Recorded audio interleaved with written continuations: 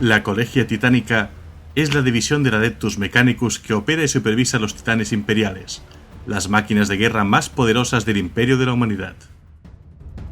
La Colegia también se conoce, aunque menos frecuentemente, como el Adeptus Titanicus, una contracción de Adeptus Mechanicus Collegia Titanica. Y también se la nombra como la Legio Titanicus en los registros que datan de la Gran Cruzada y de la Legía de Horus. Nacida durante la era de los conflictos, cuando eran erigidos los primeros templos a la Omnisaya en Marte, la Colegia y sus titanes son la personificación del poder militar a disposición del emperador de la humanidad. Cubiertos por enormes cañones y lanzadores de misiles capaces de causar una destrucción masiva sobre el enemigo, los titanes dominan los campos de batalla de la galaxia y son testigos de las habilidades consumadas de los sacerdotes del culto Mechanicus. Cada titán es parte de una unidad mayor llamada Legio, y cada Legio tiene su base en un mundo forja y permanece bajo el control directo de Adeptus Mechanicus, quien guarda celosamente tan poderosas máquinas de guerra y tiene el poder de decidir en qué zonas de guerra van a comprometer sus fuerzas. Es este poder lo que brinda a los gobernantes de Adeptus Mechanicus gran parte de su influencia a la hora de determinar cuándo lucharán los ejércitos del Imperio. Y es un poder que es codiciado por otras facciones en Terra, especialmente por los sacerdotes de la eclesiarquía, a los que les encantaría el apoyo de los titanes para sus guerras de fe. Las legiones titánicas de Adeptus Mechanicus se encuentran entre las entidades militares más poderosas del Imperio. Antiguos e implacables, son colosales máquinas de la guerra, conocidas con razón como dioses máquina por los sacerdotes, quienes los veneran como las realizaciones físicas del dios máquina. Incluso la clase más pequeña de titán es lo suficientemente poderosa como para destruir un escuadrón entero de tanques en un abrir y cerrar de ojos, o bien destruir todo un sector de una ciudad. Como veremos, cada legio tiene su propio código guerrero, ligado intrínsecamente a los mundos forja en los que tienen su base. Las legiones titánicas son feroces y orgullosas, cada una con sus propias alianzas y rivalidades históricas, y también con su propio carácter que las hace algo similar a los capítulos del Adeptus Astartes.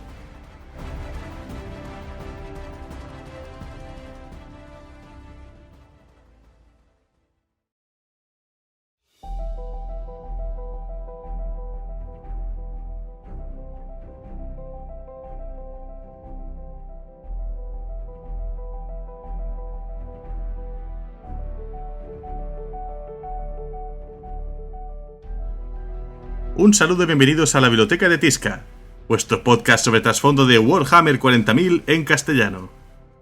Os está hablando Helios, vuestro bibliotecario en jefe, y hoy, en este programa 88, os voy a hablar acerca de la Colegia Titánica. Como ya sabéis, este podcast puede escucharse en Spreaker Radio, en iTunes, en iVoox, en Spotify, en Google Podcast, en Castbox, en Deezer, en Podcast Addict, en Podchaser y en la Audioteca. Y también para cualquier idea, comentario, crítica o sugerencia tenéis mis redes sociales. Facebook.com/biblioteca de Tisca, en X el usuario @bibliotecatisca y en YouTube y en Steam las comunidades llamadas la Biblioteca de Tisca. Recuerdo que también tenemos un grupo de juego en Steam y un canal de chat de voz en Discord que podéis encontrar en las descripciones de los programas, tanto en YouTube como en Twitter. Está pineado para que lo podáis encontrar fácilmente. Y ya hablando de lo que sería el sumario de hoy os voy a hablar acerca de la Colegia Titánica, o como se les puede conocer también, por dar un nombre a uno de los juegos especialistas de Games Workshop, el Adeptus Titanicus. Os voy a hablar de cómo se crea esta organización, desde los principios, o sea, desde antes incluso de la Gran Cruzada. Vamos a hablar de qué divisiones se compone, cómo está organizada y qué acciones tomaron a lo largo de la historia de la humanidad. O sea, realmente va a ser un programa muy parecido al que hago cuando trato una Legión Astartes. Si os dais cuenta, siempre hablo pues de los orígenes, ¿no? También de su primarca, obviamente, del papel que juegan en las distintas eras del Imperio. Y finalmente pues terminemos este programa también, como hago con los Astartes, pues hablando de algunos titanes pues famosos, ¿de acuerdo? Me apetece mucho porque seguimos con este estilo de programa que se aleja un poco de lo principal, ¿no? No estamos hablando todo el día de marines, no estamos hablando todo el día de xenos, sino que le estamos centrando en lo que es el Imperio en sí, y el Imperio no se puede conceber sin estas gigantescas máquinas de batalla que hacen temblar todo a sus pies. Así que vamos con la Colegia Titánica.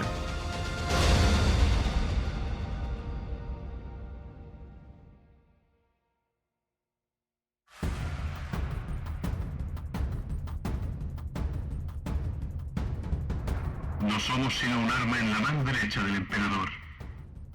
Exhortaciones del Principis Titanorum, Divisio Militaris. Los llamados dioses máquina de las legiones titánicas han servido a la humanidad desde mucho antes de la era de los conflictos, y sus orígenes se pierden en la era oscura de la tecnología. Pero este relato empieza en la vieja noche. Durante este periodo, la raza humana avanzó más allá de su antiguo pasado preindustrial y logró la capacidad de viajar por el espacio. En esta época antigua, la humanidad comenzó a colonizar lenta y cuidadosamente los mundos habitables en su propio sistema solar, y en los sistemas cercanos a su planeta natal, utilizando naves estelares inmensas solo capaces de lograr velocidades subluz. Marte fue uno de los primeros mundos colonizados por la humanidad, si no el primero. Pero más tarde, durante la era de los conflictos, los viajes interestelares y las comunicaciones se volvieron erráticos y peligrosos, cuando las tormentas disformes se hicieron más frecuentes y más intensas. Estos eran los dolores de parto del dios del caos Slanesh, enturbiando la disformidad. Debido a este suceso, el uso de motores disformes y de astrópatas para unir a las colonias humanas se hizo inútil durante este periodo. Al final, miles de millones murieron como consecuencia de las guerras, de los psíquicos renegados, de las posesiones demoníacas y de la hambruna que azotó desenfrenadamente el imperio de la humanidad durante este oscuro periodo. Pero vamos a Marte. Marte se ve aislada de Terra y del resto del dominio humano durante este periodo, y sus líderes ya no pudieron adquirir alimentos o recursos suficientes para su gran población. Por lo tanto, Marte fue rápidamente consumida por conflictos cuando la sociedad derivó en la anarquía y una nueva fe comenzó a extenderse entre su pueblo, una religión enfocada en la tecnología necesaria para asegurar su supervivencia en un mundo cuya biosfera cuidadosamente construida se marchitaba ante sus propios ojos. Este no era otro que el culto Mechanicus, dedicado al culto animista del dios máquina. Bajo la dirección de la rígida jerarquía de los tecnosacerdotes del Mechanicus, los miembros del culto se dedicaron a restaurar el orden en su mundo. Las legios nacieron en Marte durante la anarquía de la Vieja Noche, cuando se estableció la legendaria Tríada Ferrum Morgulus. Este trío de órdenes consistió en la Legio Tempestus, la Legio Mortis y la Legio Ignatum, y aunque las tres se enfrentaron a los horrores de la Vieja Noche, desde Xenos a aberrantes máquinas pesantes, tampoco se libraron de luchar entre sí, pues cada una servía a los intereses de su forja por encima de todo, lo que durante la larga época de anarquía llevaría a rivalidades que mucho más tarde darían sus amargos frutos. Fue entonces cuando los tecnosacerdotes de Marte construyeron sus primeros templos al dios máquina y restauraron el orden en el planeta rojo, restaurado este después de la era de los conflictos. Aquí vamos a detener un momento el relato para hablar de las tres legio principales, las primeras que se fundaron, las que forman esta tríada Ferrum Morgulus. La primera es la Legio Tempestus. Mundos incontables fueron anexionados y numerosos imperios xenos exterminados gracias a esta legio, por lo cual se hizo tan conocida, ganándose el epíteto de Señores de las Tormentas. Sin embargo, y con el paso del tiempo, las lealtades de esta legio serían puestas en duda, y las sombras de la traición alcanzarían su nombre. Mientras que su señor y sus mandos inmediatos lucharon valerosamente contra los traidores durante el cisma de Marte, en los primeros días de la Legión de Horus, otros entre sus filas, que habían pasado años en la frontera luchando bajo el estandarte de Horus, se contarían entre las fuerzas traidoras más fanáticas del Señor de la Guerra. Muchos elementos, aquellos de la Legio que servían en los destinos más lejanos, se negaron a rendir pleitesía y unirse a la traición del Princeps Maximus Carania, quien tomó el control de la Legio tras la muerte de su señor. Tras la herejía, la Legio Tempestus hizo del mundo Forja de Orestes su mundo natal, en el Segmentum Pacificus.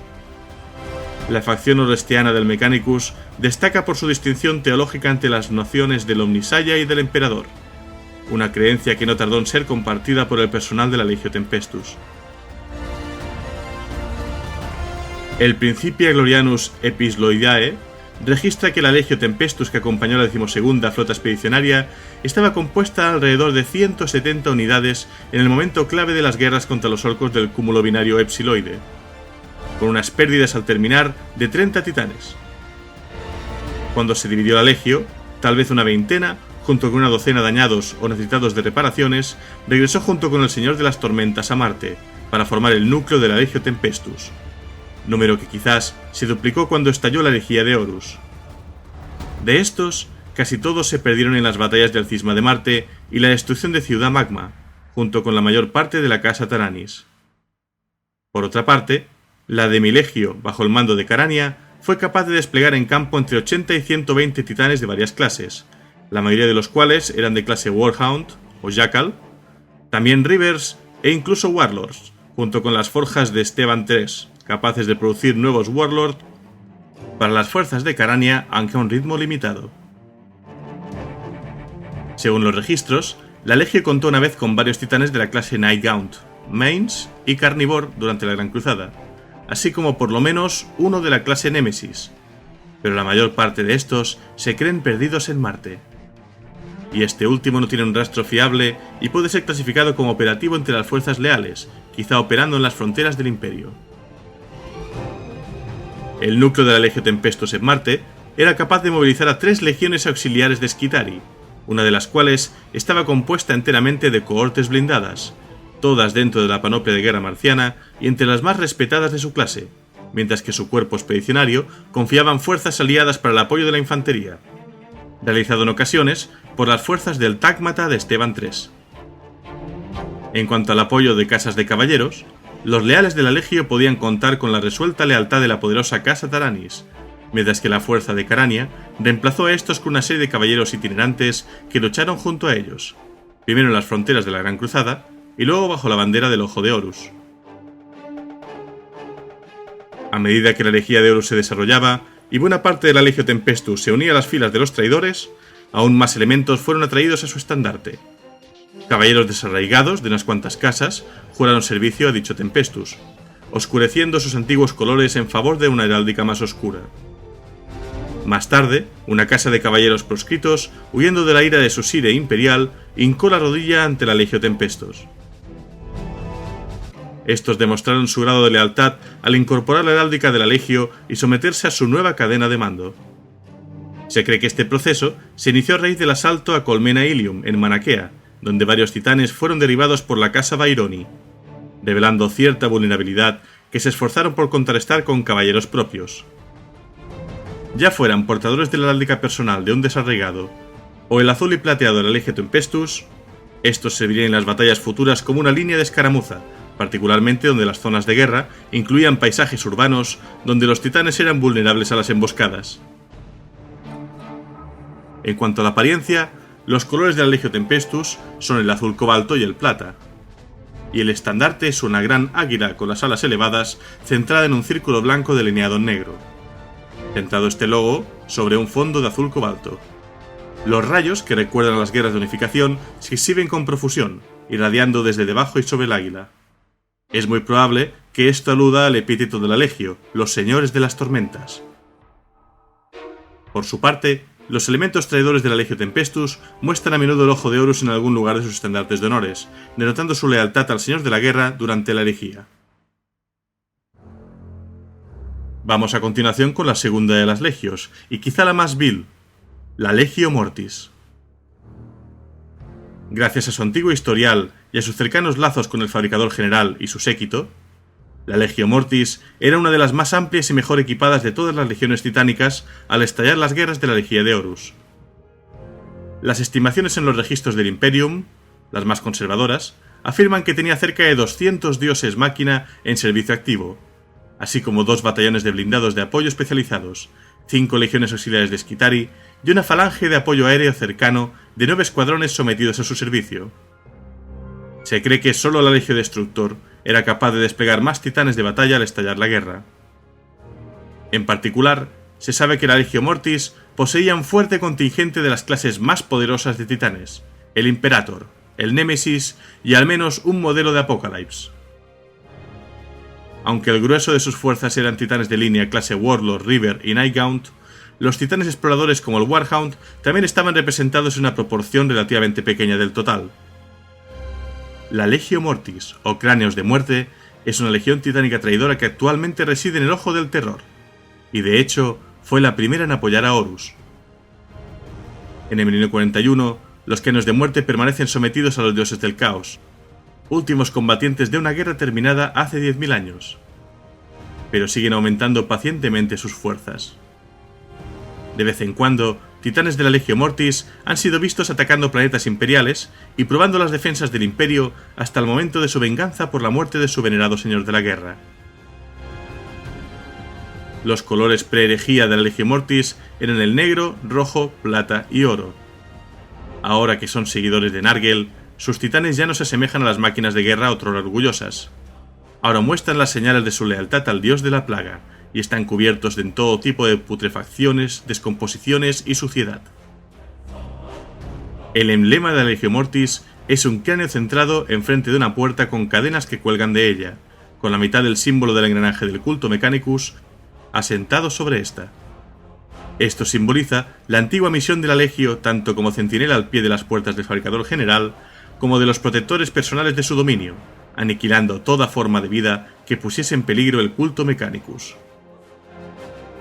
Una variante del emblema de la Legio es una calavera con cuernos delante de un triángulo de marco color rojo e interior azul sobre un campo negro. Bajo la calavera yacen hileras de cráneos, los cuales simbolizan la habilidad de la Legio para llevar la muerte a sus enemigos. Y nos queda la tercera de esta tríada de legios que se fundó en un principio. Y quizá pueda ser la que menos se recuerda pero la más intrépida de las tres, la Legio Ignatum. De esta legio, apodada Avispas de Fuego, hay muy poca información. El hogar de esta legio no es otro que Marte, en el Segmentum Solar, el centro del culto Mechanicus y la sede de poder del Fabricador General. Su lema es Inveniam Viam Aut Faciam, que se traduce del alto gótico clásico como encontraré un camino o haré uno.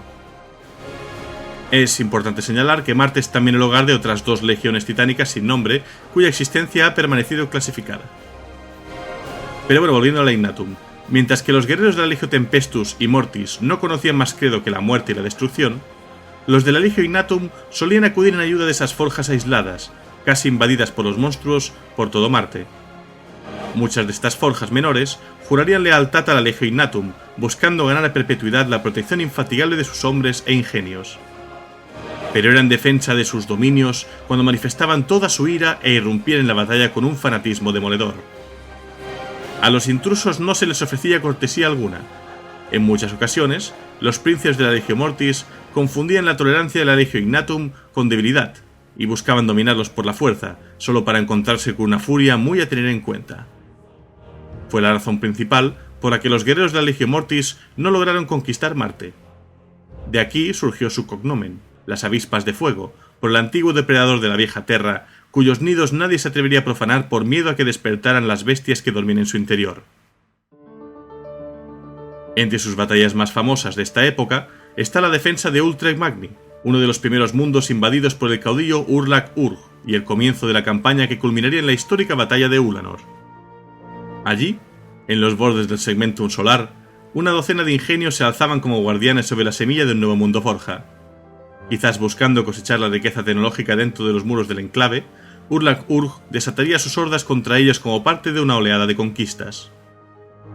Un último ataque desesperado del único imperio orco que quedaba dentro de las fronteras del Imperio de la Humanidad. Más de un centenar de pisoteadores lideraron el asalto, respaldados por innumerables enjambres de toscas plataformas de armas, formando una fuerza lo suficientemente grande como para que los defensores no esperasen resistirlos sin ayuda. De hecho, los guerreros de las Avispas de Fuego no se ganarían la gloria con la victoria, sino la inmortalidad por sus heroicidades en la derrota. En el transcurso de 4 largos días de lucha, los 12 príncipes venderían caras sus vidas y sus ingenios, negándose con obstinación a abandonar la defensa y a evacuar. El Lord Perditus Existimamur fue el último en caer, en una batalla final presenciada por los magos evacuados, en las que sus armas siguieron disparando incluso cuando los ingenios orcoides le derribaron.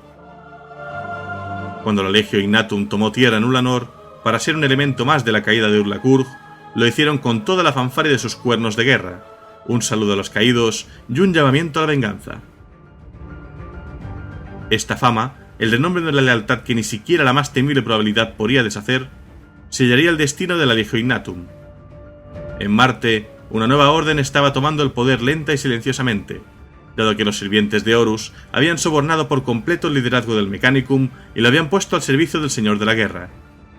La Legio Mortis y gran parte de la Legio Tempestus ya habían jurado lealtad a este nuevo señor, dejando sola a la Legio Ignatum en el planeta. Lo que vendría a continuación, eventos tales como la batalla de Marte y la destrucción de Ciudad Magma, que ya he narrado en otros relatos, son bien conocidos. Los traidores emboscaron, sabotearon y aniquilaron a los leales en sus feudos o en aquellos que habían protegido durante siglos, donde la Legio Ignatum orquestó su última defensa. Ninguno de los ingenios estacionados en Marte sobreviviría a la traición. Aquellos que lo hicieron en puestos distantes del segmentum solar fueron espoleados por este sacrificio, porque aunque el imperio estaba ahora dividido, sus juramentos siguen intactos y su nombre inmaculado. Su decisión estuvo clara. Ante tal perfidia, no se podía permitir que los traidores permanecieran impunes. Pero con la caída del Gran Maestre en Marte, la cadena de mando se había evaporado. Cada destacamento eligió por sí mismo entre mantener sus posiciones o buscar a los traidores en nombre de la venganza. Por lo visto, el fabricador general Kel Volhal había sacado de Marte la única fuerza que no podía corromper, pero no había logrado asestarle un golpe letal para eliminarla. Como poco, obtuvo un breve respiro, porque ahora, despertadas por la furia, las avispas de fuego volvieron todos sus pensamientos hacia la venganza, hacia la derrota de aquellos que habían abandonado su honor. Para aquellos a los que una vez llamaron hermanos, los guerreros Morty y Tempestus reservaron su odio más profundo. Lucharon en la defensa del Palacio Imperial durante la batalla de Terra contra las ingentes hordas de demonios y traidores que el Señor de la Guerra Horus les lanzó con toda su furia. Innumerables historias de heroísmo personal y sacrificio individual han sobrevivido de aquel entonces, y las avispas de fuego las tienen más que ganadas. A día de hoy, la Legio Ignatum es la única legio a la que se le ha concedido el singular honor de guardar el salón del trono del emperador, donde el Señor de la Humanidad yace ni vivo ni muerto, sentado sobre el sagrado trono dorado. Después de que el asedio del Palacio Imperial tocase su fin, la Legio Ignatum combatiría también con su furia en la mayoría de las grandes campañas de la Gran Purga, purificando los mundos imperiales de la Mancha del Caos y de los traidores. La Legio combatió en los intensos conflictos de Paramar V y en el sistema Talarn, en su esfuerzo por expulsar a las legiones titánicas traidoras. Durante estas largas y sangrientas campañas, los príncipes de las avispas de fuego llegaron a conocer y odiar con una pasión imperecedera a la Legio Mortis, viejos rivales que ahora se habían corrompido totalmente y que practicaban la repugnante adoración a los dioses del caos, en especial a Nargel. Respecto a su fuerza material, como miembro de la tríada Ferrum Morgulus, la Legio Ignatum era una legio del primer orden, al igual que sus dos hermanas Tempestus y Mortis. En los registros figura que entre sus filas se podían encontrar titanes de todas las clases y tamaños, incluidos War Master y Apocalypse, los cuales rara vez abandonaban las forjas de Marte. En total, contaba con casi 200 ingenios, la mayor parte estacionados en Marte y el resto esparcidos por el segmentum solar. Su núcleo estaba compuesto por warlords y destacaba por su falta, comparativamente hablando, de modelos exploradores. Cuando se batían en el campo, preferían el empleo de falanges de titanes más pesados, confiando en su potencia de fuego para salir adelante. Seguramente de ahí su lema: encontraremos un camino, y si no, haremos uno. Una creencia que echa raíces en el pasado más remoto y entre los guerreros de la Legio Ignatum, afirmaba que el destino de una batalla estaba predicho por el primer disparo. Si ese disparo ocasionaba un golpe contundente, este les traería la victoria, mientras que un error indicaba que se avecinaba una dura prueba, y como tal, solo los mejores tiradores podrían ejecutar tal golpe en los primeros momentos de la batalla. Una leyenda cuenta que en los momentos iniciales de la traición en Marte, los príncipes de las avispas de fuego estaban tan conmocionados que el primer disparo fue disparado por un príncipe neófito y golpeó a un ingenio aliado por error, un presagio de la tragedia que le ocurriría a la Legio Ignatum ese día. En cuanto a su panoplia, los colores de la Legio Ignatum son el rojo y el negro. La decoración se hace en amarillo y negro, generalmente patrones de llamas o rayas. El emblema del Legio Ignatum es una avispa centrada en un delta, de color blanco, delineado en azul. Detrás de ella hay un campo de rojo delineado en amarillo, y debajo del símbolo central hay filas de cráneos. Habiéndome detenido para presentar estas tres legios iniciales, retomo el relato de la historia. Cuando el emperador de la humanidad llegó al planeta rojo, después de haber unificado una tierra arrasada, La primera colonia humana que encontró fue Marte. Aclamado por todos aquellos que le conocieron como el Omnisaya, el dios máquina encarnado, una parte dentro del culto Mechanicus no estaba del todo satisfecha con este giro de los acontecimientos. Parte de estos descontentos incitaron una insurrección, corta y sangrienta, en contra de los que estaban a favor de una alianza con el emperador. Pero finalmente, la oposición fue aplastada, y Marte y Terra se reunieron después de milenios de desarrollo independiente por el Tratado de Marte, alrededor del año 800 del milenio 30. Este acuerdo fundaba oficialmente el Imperio de la Humanidad, como una alianza entre Terra y el culto Mechanicus, concediéndole a este último la autonomía necesaria para mantener su fe, aunque el emperador pretendía difundir su verdad imperial por toda la galaxia. En la cima del monte Olympus, los señores del planeta rojo se unieron al Imperio de la Humanidad, pero el Mechanicum permanecería como un imperio dentro de un imperio, puesto que existían otros dominios de máquinas en toda la galaxia, los cuales terminarían jurando lealtad con el tiempo al fabricador general de Marte. Como reconocimiento al hecho de que la unificación de la humanidad no se podía lograr sin la ayuda tecnológica y científica del Mechanicum, Marte se convirtió en un aliado de Terra, no en un vasallo. Gracias a los abundantes recursos humanos de Terra y el colosal poder técnico e industrial de Marte, el emperador podría comenzar su gran empresa de reconquistar la galaxia sobre una base firme. Muchos planetas humanos colonizados tiempo atrás y olvidados a lo largo de los siglos fueron liberados, y otros mundos se refundaron. Así comenzó la Gran Cruzada. Durante más de 200 años terrestres, el Imperio de la Humanidad se expandió rápidamente por toda la galaxia. A medida que las huestes del emperador avanzaban cada vez más por la galaxia, expulsando los horrores que se habían apoderado de los diversos mundos humanos durante tantos siglos, las legiones titánicas marcharon junto a ellos. Luchando junto a los marines espaciales, los soldados del vacío de élite de la Solar Auxilia y las otras numerosas fuerzas de un Excertus Imperialis en rápida expansión, las órdenes titánicas llegaron a otros planetas dominados por sus parientes perdidos hace mucho tiempo, los mundos Forja, no muy diferentes de Marte y gobernados por tecnoteocracias similares. Algunos se negaron a reconocer la primacía del planeta rojo, y fueron obligados a claudicar, y en algunos casos incluso fueron destruidos. Sin embargo, la mayoría conocía la existencia del planeta rojo por los pocos fragmentos de datos de sus archivos, y por los ecos de las leyendas que lograron sobrevivir a la era de los conflictos, ocupando voluntariamente su lugar en el nuevo orden y en el Imperio de la Humanidad. Es un caldero en el que el emperador maldito ha vertido la mayor cantidad de su poder, alimentando a los hambrientos ejércitos del Señor de la Guerra. Doy la bienvenida a sus legiones titánicas para que la Legio Mortis pueda aplastarlas bajo nuestros pies, y al hacerlo, desagnar a los ejércitos de Terra sobre estos mundos rotos. Princeps Senioris Barlen, de la Legio Mortis. Los nuevos mundos Forja poseían sus propias órdenes de titanes. Si bien muchas habían desarrollado sus propias culturas y idiosincrasias únicas, otras, sin embargo, se organizaron en una línea similar a la tríada Ferrum Morgulus de Marte, sugiriendo o aportando algún nuevo principio de la máquina o incluso un nuevo patrón. Esto agradó a los señores de Marte, quienes lo permitieron. En aquellos mundos Forja menores que no poseen las plantillas de construcción estándar, los recursos o los conocimientos necesarios para construir y operar sus propios titanes, Marte ayudó al desarrollo de órdenes de titanes a aquellos que juraran lealtad. En apenas unas pocas décadas tras el comienzo de la Gran Cruzada, el Mechanicum descubrió o fundó una serie de órdenes de titanes, y a finales del primer siglo de la Gran Cruzada, las órdenes de batalla por las que se regían dichas legios se convirtieron en algo codificado, mientras que los cuerpos individuales mantienen una considerable independencia estratégica. Se hizo evidente cierto grado de estandarización. El fabricador general ordenó que las órdenes de titanes debían ser reconocidas como una clase distinta dentro de los corpus mayores del Mechanicum, que sus doctrinas, tradiciones y honores de batalla debían ser propagados y preservados por el bien de toda la humanidad. Este cuerpo será conocido como la Colegia Titánica, y mientras que las legios quedarían subordinadas a la voluntad de los señores de las forjas, ésta se convertiría en una entidad muy influyente dentro de las estructuras emergentes del naciente Imperio de la Humanidad. Así se constituye, finalmente, la Colegia Titánica, que llegó a calificar la fuerza de cada legio según una compleja fórmula que le asignaba a cada una un grado. Las designaciones de primer nivel variaban de primus a denarius, con una gama de definiciones numéricas clausales que describen las capacidades específicas, especializaciones y otras características de la legio.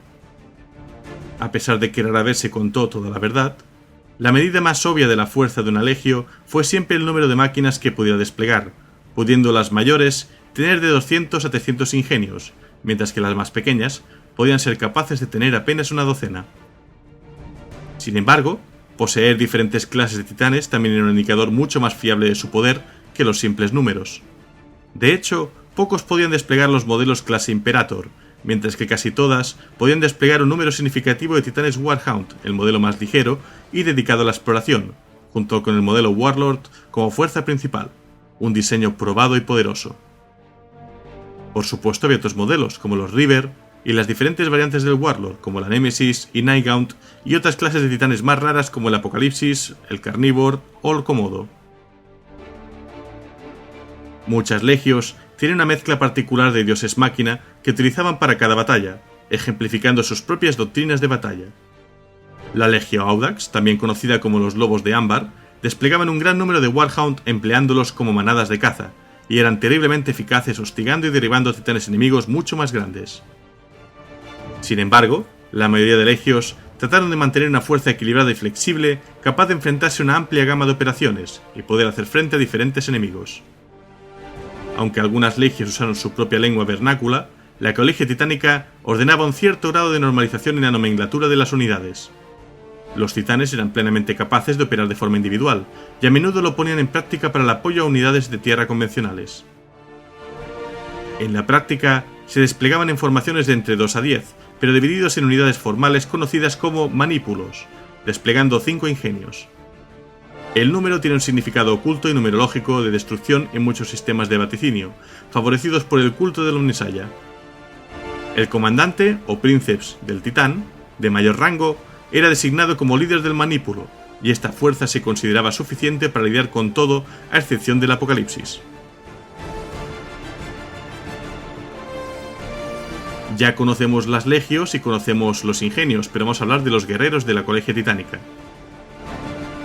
Las tripulaciones de los titanes están a la par de sus homólogos de la Armada Imperial en la habilidad con la que operan sus poderosas máquinas de guerra, aunque por supuesto son muy pocos en número.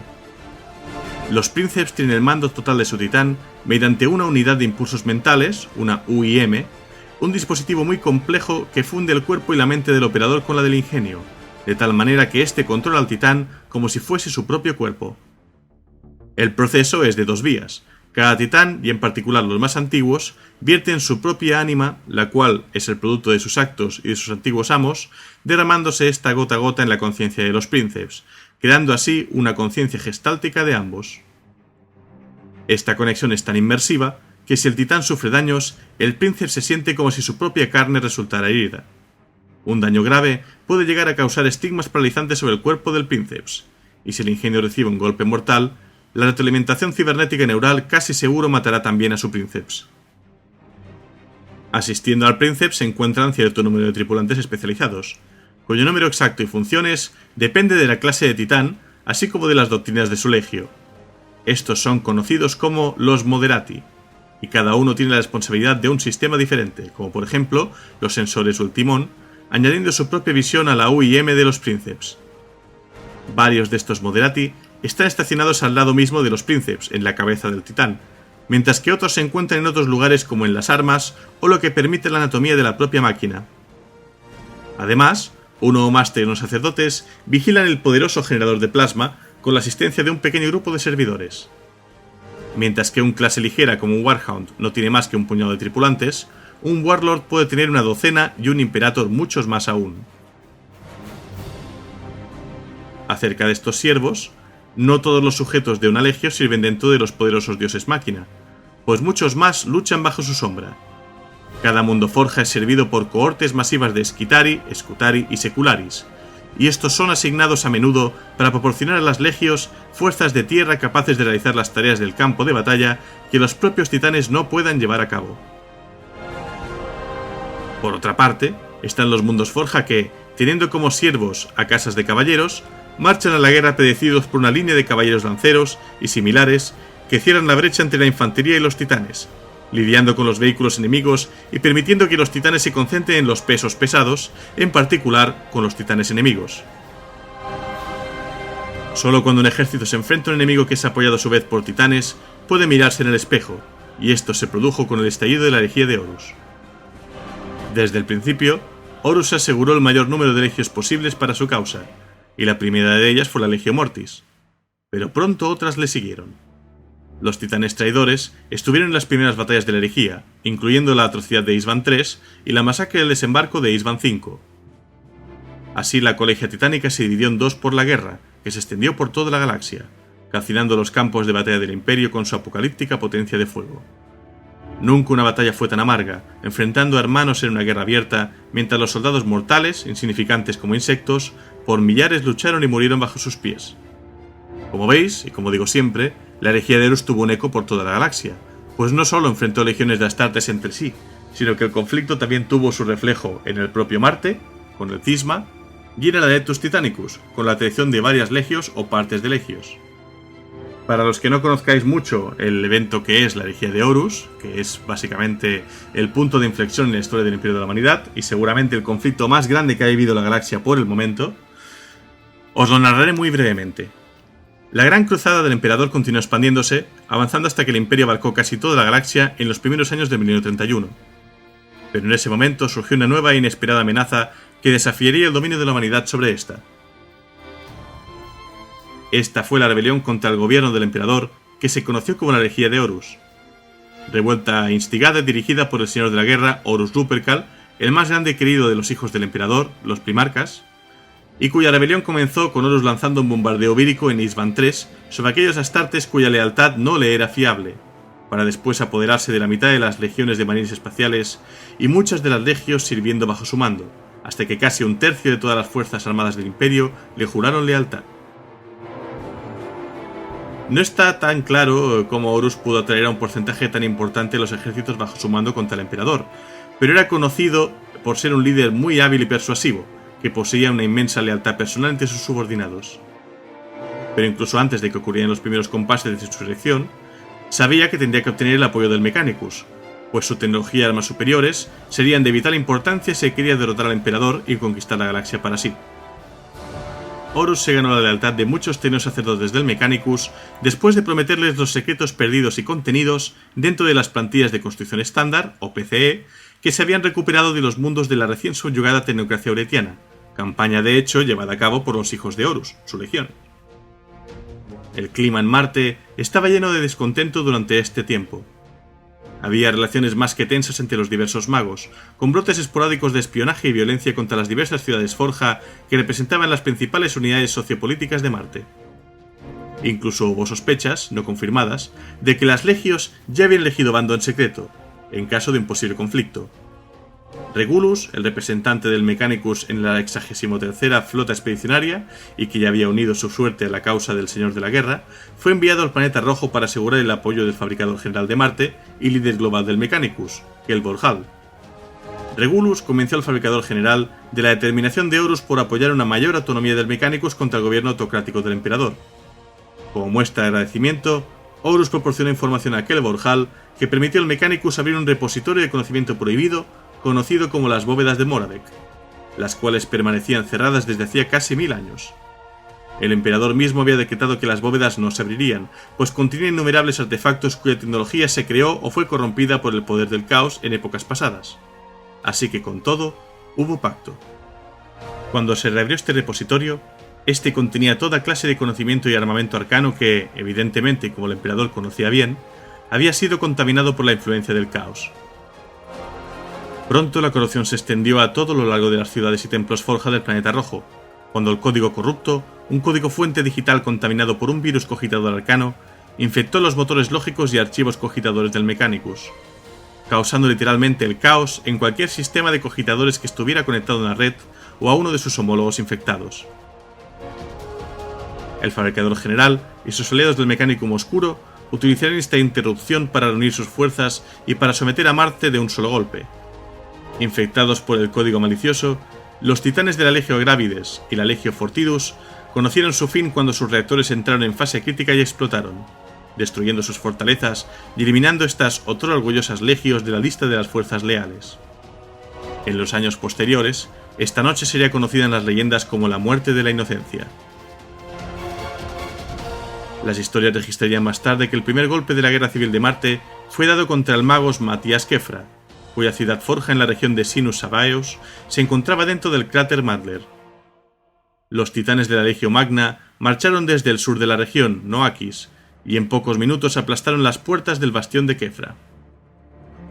Ingenios aullantes, embadurnados de rojo, naranja, amarillo y negro, y decorados con cráneos con cuervos envueltos en llamas, corrieron fuera de control dentro de las altas paredes del cráter, aplastándolo todo y destruyendo miles de años de sabiduría acumulada en la furia de fuego. Vastas bibliotecas y arsenales de armas para los auxiliares solares del ejército imperial fueron reducidos a escoria fundida mientras la masacre continuó hasta bien entrada la noche, cuando los cuernos de guerra de la Legio Magna sonaron como los gritos atávicos de salvajes primitivos. En mitad de los valles Atabasca, las máquinas de guerra de la Legio Ignatum y la Legio Astraman lucharon en sangrientos combates cuerpo a cuerpo a través de un paisaje causado por las inundaciones catastróficas en una edad anterior de Marte. Ninguna fuerza podía ganar la ventaja, ni bien podría cantar victoria, así que después de un indigno desguace mutuo de una noche, ambas se retiraron a lamerse las heridas. En la frontera de las regiones Lunae Palus y Arcadia, lo que antes había sido simplemente un acalorado debate entre los partidarios del emperador y de Horus, desembocó en una guerra civil abierta cuando el Princeps Ulrich, de los acechantes mortíferos, desató sus máquinas de guerra sobre la fortaleza de la Legio Honorum, de Maxen Bledick. Cogida por sorpresa, la Legio Honorum perdió 19 titanes en la primera hora de batalla, antes de retirarse a las heladas tierras de Mare Boreum y los campos de dunas de Olympia Undae, en busca de refugio. Sus llamadas de refuerzos quedaron sin respuesta, pues todo Marte se estaba desgarrando a medida que la plaga de la guerra se extendía en una furiosa tormenta, un conflicto conocido por las generaciones posteriores como el Cisma de Marte. La traición del fabricador general solo había comenzado a desarrollarse, la cual pronto vería al Mechanicum Oscuro y a los titanes traidores de Marte unidos a Horus en una guerra abierta contra el emperador sobre la mismísima Terra. Y llegamos así a la última parte de la herejía, la batalla final en Terra. El asedio de Terra por las fuerzas traidoras de Horus comenzó con un bombardeo orbital por parte de la flota del Señor de la Guerra como preludio a la invasión. Después de los días solares de bombardeo, los astartes de las legiones traidoras aterrizaron en la superficie de Terra en cápsulas de desembarco y avanzaron raudas en los dos puertos espaciales más cercanos a la ubicación del Palacio Imperial, para asegurarlos en preparación para los principales aterrizajes de las fuerzas traidoras. Elementos de 5 de las legiones traidoras participaron en la batalla, ayudados por las fuerzas renegadas que ya estaban en la superficie. A pesar de los valientes esfuerzos de los leales, el Muro de la Eternidad y los puertos espaciales de la Puerta del León cayeron en horas solares ante los traidores.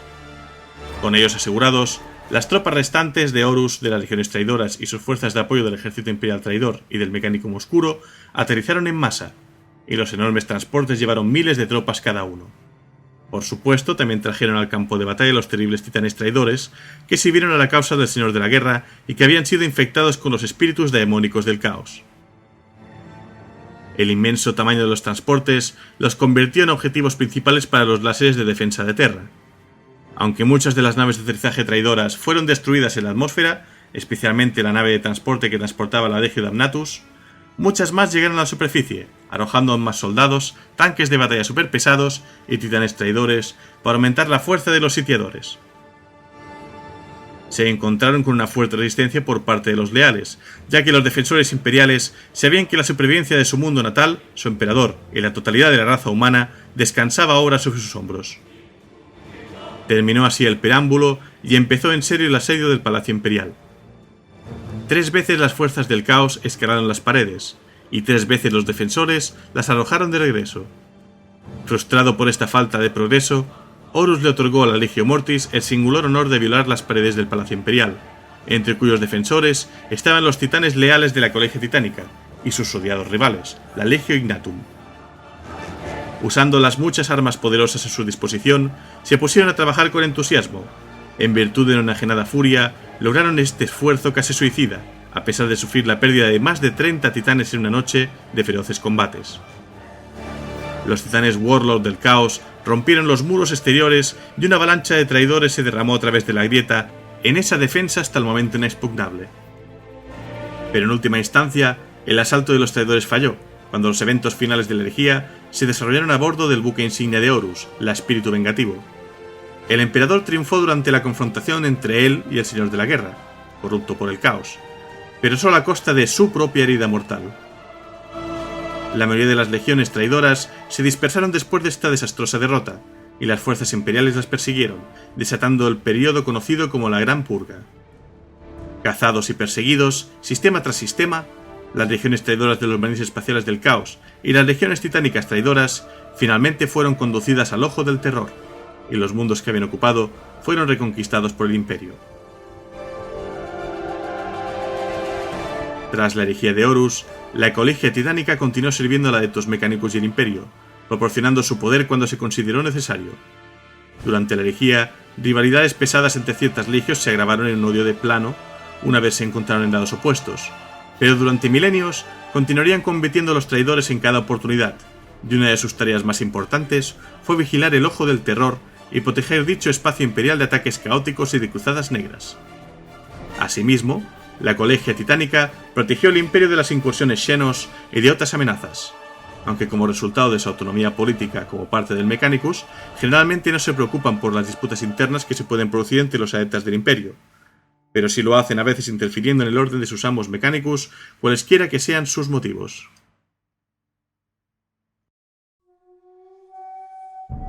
Bueno, hemos presentado ya la historia de la Colegia Titánica a lo largo de las eras, desde la Vieja Noche, la Gran Cruzada, etc., hasta la Gran Purga. Nos quedaría hablar, pues, de campañas notables que han luchado, y finalmente hablaremos de su organización y su doctrina, mencionando también algunos titanes notables. Vamos con las campañas notables. La primera que voy a mencionar es una que he mencionado ya muchas veces, que es el asedio de Brax, que por cierto se merecerá algún programa tarde o temprano. Durante el infame asedio de Brax, el grupo de batalla titán de la Legio Astorum proporcionó al 88º ejército de asedio su mayor potencia de fuego, desplegando nada más y nada menos que 22 titanes de clase River y Warhound. El compromiso de este grupo de batalla en apoyo de la 12ª línea de Corps fue el factor decisivo para romper las líneas de defensa internas durante la ofensiva de Kagori en Vax Prime. El Alto Princes Randrauka y los Warrunners continuaron apoyando la campaña en Brax en numerosas ocasiones, y se volvieron a involucrar nuevamente cuando el capítulo de Escorpiones Rojos capturó la brecha en el muro de la fortaleza central del traidor, combinando armas y armaduras con los titanes traidores de la Legio Vulcanum I. No se identificó el número exacto de titanes enemigos, aunque los informes posteriores a la batalla afirman que 14 enemigos de la clase Warhound y River fueron destruidos durante la campaña. Como tal, la Legio Vulcanum pagó un alto precio por su participación, y la Legio Astorum podría reclamar una famosa victoria sobre su antiguo enemigo. Viajaremos un siglo más tarde a las guerras de Badab, que también tendrán programa algún día. El señor del capítulo de las guerras astrales, Luft Euron, el tirano de Badab, trató de que el sector Badab se separara del Imperio del Hombre en protesta contra los continuos intentos del Imperio de utilizar los recursos del sector Badab fuera de la región, en lugar de dedicándolos completamente a la derrota de las fuerzas del caos y las amenazas xenos que surgieron constantemente en la zona del Torbellino. Esta gran rebelión involucró a varios capítulos de marines espaciales que se volvieron renegados y se pusieron del lado del tirano en su loca causa. El mundo de Angstrom era un mundo forja menor altamente militante que contenía una presencia de Adeptus Mechanicus significativamente independiente, situada en el borde de la zona del Torbellino, y por esta línea de parentesco, la Legio Crucius se involucró en las salvajes campañas finales de la Guerra de Badab. Las fuerzas de la Legio Crucius se desplegaron en el asedio de Badab Primaris, compuesto por 3 manípulos completos de titanes, unas 15 máquinas de guerra en total, comandadas por el titán Warlord Hija del Infierno y el Alto Princes Cadmon Crom. La tarea principal de los titanes en la batalla fue aplastar fuertes puntos de defensa de las ciudades Colmena y en zonas industriales de Badab Primaris, y aplastar grandes focos de resistencia cuando se encontraron. Una misión que emprendieron con mucho gusto, cumpliendo plenamente con la reputación de larga data de su legio, como salvajes destructores de ciudades y quemadores de mundos. La Legio Crucius causó bajas incalculables y devastó las fuerzas blindadas pesadas secesionistas restantes. La Legión Titánica sufrió solo 3 pérdidas durante el enfrentamiento, a pesar de la fuerte resistencia que encontraron, y logró recuperar a todos menos a los titanes destrozados en la retirada anárquica del planeta por las fuerzas leales.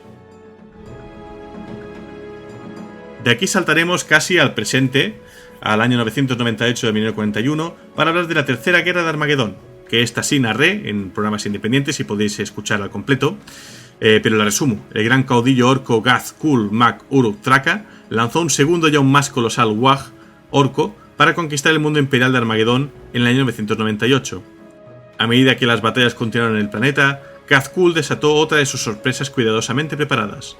Increíblemente, docenas de Piedroth Orkoth, que serían algo así como fortalezas de asteroides, comenzaron a descender de la órbita. Los Piedroth aterrizaron en las verdes selvas ecuatoriales del mundo y en los continentes de Armagedón Primus y Secundus. Muchos se perdieron a causa de incendios o accidentes, pero cada uno de los supervivientes se convirtió en bastión para los orcos, un punto de reunión y una fortaleza prefabricada. Además de sus formidables armamentos, los Piedroth contenían conjuntos de teletransportadores gigantes, los Yevalejoth. Estos se emplearon para teletransportarse con refuerzos orcos, incluidos gargantes y artillería pesada de piel verde, en una corriente interminable. El comisario Yarrick dirigió personalmente los ataques de los regimientos de las tropas de choque de Cadia, apoyadas por los titanes de la Legio Ignatum y la Legio Metálica, que destruyeron varias de estas fortalezas. Durante una batalla de 10 días que se extendió por el complejo del Manufactorum Diabolus, y resultó ser uno de los más feroces de la Tercera Guerra de Armagedón, los titanes de la Legio Crucius se enfrentaron a los gargantes de los señores de la guerra Burzuruk y Scarfang. 6 titanes y 8 gargantes fueron completamente destruidos en la lucha, y muchos otros necesitaron meses de reparaciones antes de que pudiesen luchar nuevamente. El complejo Diabolus fue destruido durante la batalla, sus funciones y talleres mecánicos destrozados o aplastados por las gigantes máquinas de combate. Y ahora sí, llegamos a la 13ª Cruzada Negra, en el año 999 del milenio 41, cuando las fuerzas del caos asaltaron el mundo de Cadia durante esta cruzada. Las legiones titánicas estacionadas en los mundos que rodeaban al Ojo del Terror ayudaron en la defensa de este asediado mundo fortaleza imperial. Muchas otras legiones titánicas, algunas de ellas liberando toda su fuerza, fueron transferidas allí para enfrentar el ataque caótico. Pero de esto os hablaré con detalle en próximos programas.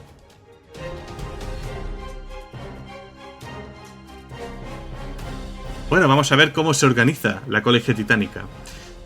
La Colegia Titánica está organizada en divisiones, las cuales contienen una serie de legiones titánicas, a veces llamadas simplemente órdenes, y una legio es un grupo de titanes de diferentes clases bajo el mando de un gran maestro, procedente de uno o varios mundos forja.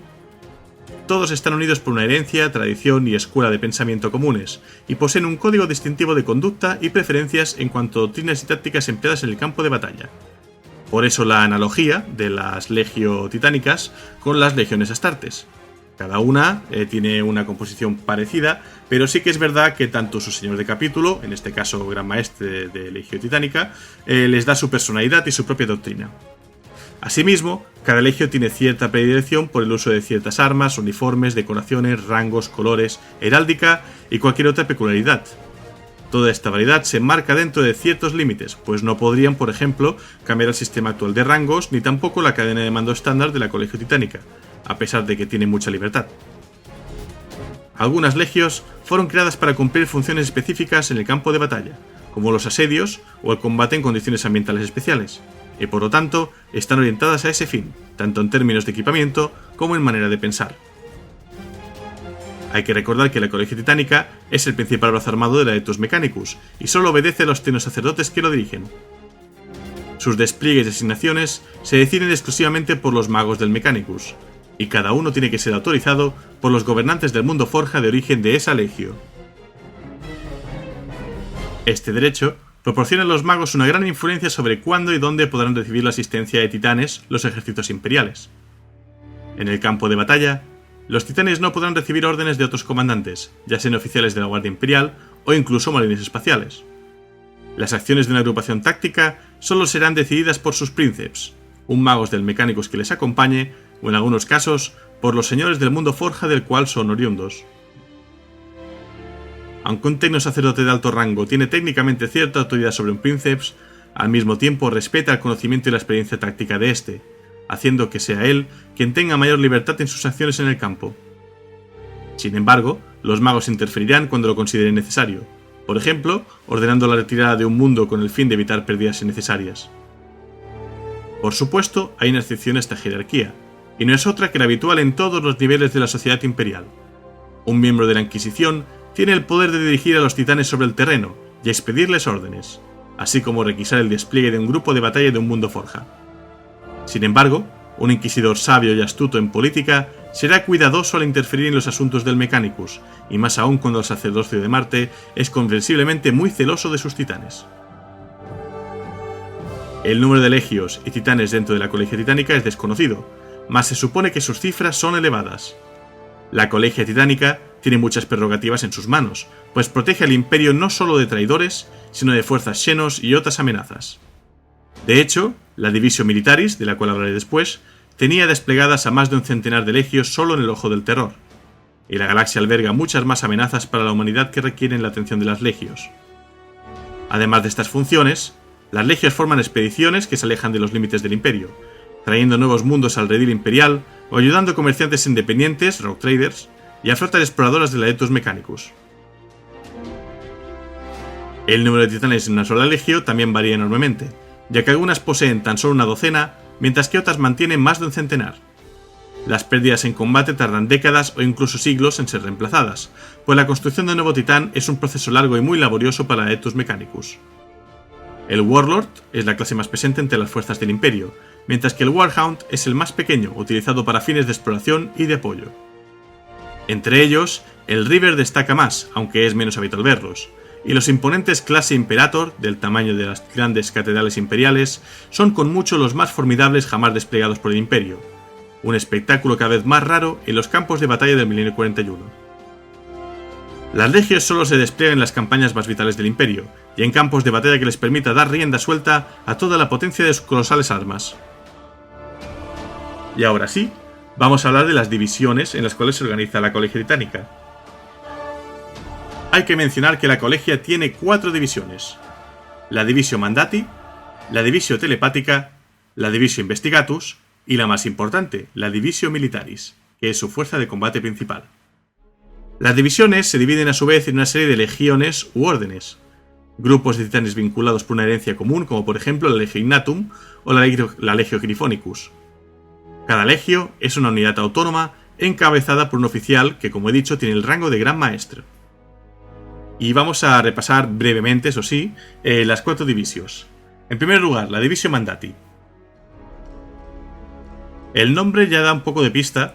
Las legiones titánicas de la Divisio Mandati son conocidas como órdenes ejecutoras. Viajan en vastas naves templo y son responsables de traer la Pax Imperialis a mundos aislados del Imperio. Cada nave templo trae entre 2 y 5 titanes clase Imperator, así como tecnosacerdotes, tropas regulares del Mechanicus, adeptos para mantenimiento y personal de apoyo. Cada titán emperador de la Divisio es su propia unidad autónoma, la cual engloba a miembros del Adeptus Arbites, de la Inquisición y de otros adepta del Adeptus Terra. Con un titán emperador como su plataforma, los siervos del Imperio pueden ser muy persuasivos, y si la persuasión no funciona, poseen potencia de fuego más que suficiente para conseguir por otros medios el acatamiento. Es a través de esta combinación de persuasión y amenaza como la Pax Imperialis es llevada a muchos mundos. Algunas de las órdenes ejecutoras nunca abandonan los límites del espacio imperial, confinados a la diócesis que queda bajo su cuidado. La élite de la Divisio Mandati es conocida como las órdenes misioneras. Viajan más allá de las fronteras del Imperio, acompañadas a menudo por comerciantes independientes, en el descubrimiento de nuevos mundos y regiones del espacio que serán colonizadas y explotadas por la humanidad. La segunda división es la Divisio Telepática. Siendo esta altamente especializada, es algo menor que la Mandati y también que la Militaris, y es la responsable de operar los temidos psicotitanes, los cuales, a juzgar por sus despliegues conocidos, están especialmente diseñados para combatir a las fuerzas del caos y a las legiones titánicas traidoras. Sus legios son llamadas órdenes telépatas, y cada una opera desde un mundo forja secreto cerca del corazón del Imperio. Su existencia es un secreto celosamente guardado por el Imperium, como lo son todas aquellas organizaciones dedicadas a combatir el caos, como el Ordo Maleus o los Caballeros Grises. Dado que casi no se sabe nada de la Divisio Telepática, y debido a su presunta dedicación a la lucha contra los poderes de la oscuridad, no es improbable que se camufle entre siervos estimados del Imperio. La tercera división es la Divisio Investigatus, la división de investigación y desarrollo científico de la Colegia Titánica. Su función es la construcción de las muchas máquinas de guerra utilizadas por todas las legios, así como diseñar y probar las raras mejoras introducidas en su tecnología por el cada vez más estancado Imperio. A veces, una orden de investigación participa en la batalla para probar sus nuevos diseños en condiciones de combate adecuadas. Las legios subordinadas a la Divisio Investigatus prefieren los titanes de clase Warlord, ya que sus características y capacidades de manejo son un banco de pruebas ideal para los nuevos dispositivos de la Divisio. Y por último, y la más importante, queda la Divisio Militaris. Las legiones titánicas de la Divisio Militaris, o como se denomina más comúnmente las órdenes militantes, son la principal fuerza militar de la Colegia Titánica, y cada una incluye su propio personal de apoyo, además de sus titanes. Cada legio se basa en su propio mundo forja. La mayoría de los mundos forja mantienen una, aunque algunos son conocidos por albergar más de una, como por ejemplo Marte, que dispone de 3. Aunque sus mundos forja son técnicamente sus bases, las legios en realidad están estacionadas por toda la galaxia, protegiendo lugares vulnerables de todo el Imperio. Muchas están estacionadas cerca del Ojo del Terror, listas para luchar contra sus contrapartes caóticas. Algunas órdenes militares son fuerzas altamente especializadas, creadas para hacer frente a asedios o combates en entornos planetarios exóticos.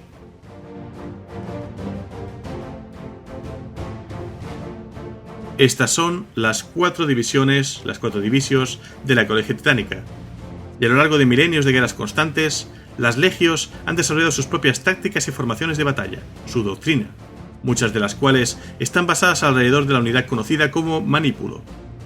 Esta es una configuración que hace uso de clases River y Warhound y que consta de al menos 3 máquinas.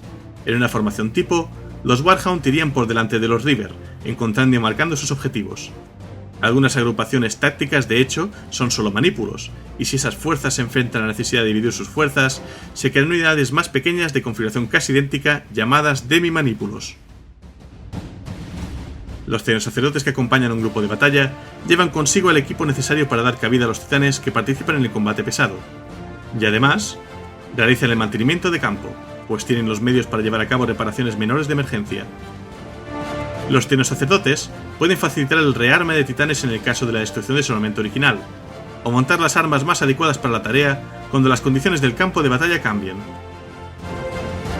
Los titanes dañados son llevados después de la batalla a las instalaciones de los sacerdotes para su reparación, pero si en el transcurso de la lucha uno de ellos sufre graves daños, se le retirará tan pronto como sea posible, a fin de evitar su destrucción, siendo entregado al cuidado de los tecnoadeptos. Si estos resultan incapaces de calmar el dolor de la máquina, asegurarán al titán devastado y lo devolverán a su mundo forja, donde recibirá la atención adecuada. A pesar de estas precauciones, los dioses máquina caen de vez en cuando en combate, para luto del culto Mechanicus y en particular de la tripulación y el personal que los acompañaban. En una campaña en curso, aunque entristecido, el mundo forja enviará nuevos titanes para reemplazar las pérdidas y continuar su lucha.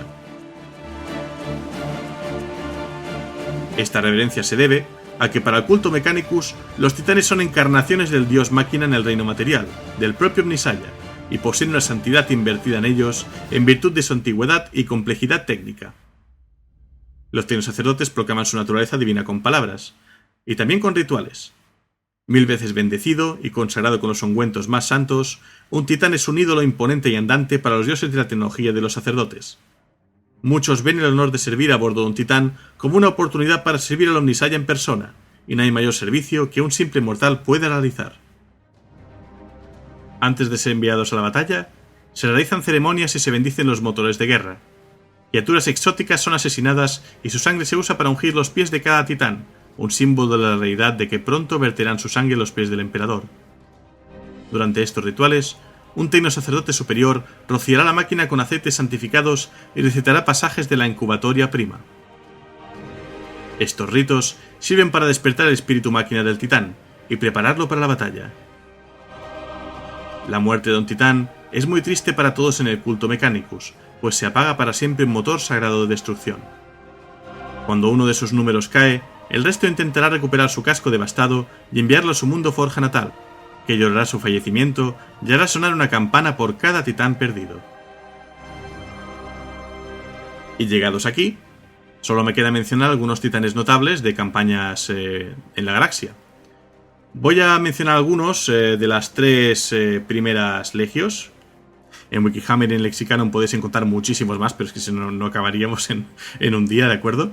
Voy a empezar con la Legio Tempestus, hablando de sus Warhound notables.